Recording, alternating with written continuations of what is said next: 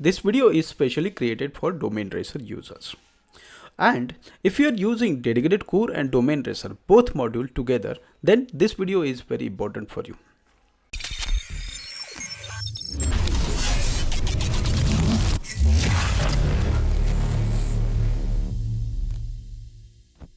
In the last video, we have shown you how to add dedicated core module in your servers.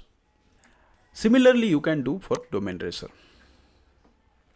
Enter domain tracer, domaintracer.com and your API key and password. Choose dedicated core reseller module as by default and check the connection. Click on save. This way you can able to add domain tracer. But wait, here is a trick. From here, create two different groups. First one is dedicated core group and second one is domain tracer group. Go to the first group, choose dedicated core and click on add and save. You can see that in dedicated core group, you have added a dedicated core server. Similarly do for domain tracer. This way you can able to configure domain tracer and dedicated core together.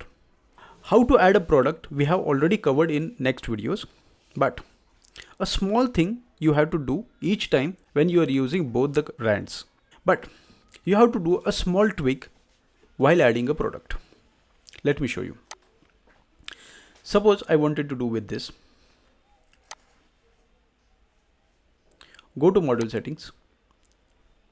Here choose dedicated core as a module. And now since you are using both the brands, so you have to choose wisely. So in this case, I want to use domain tracer group.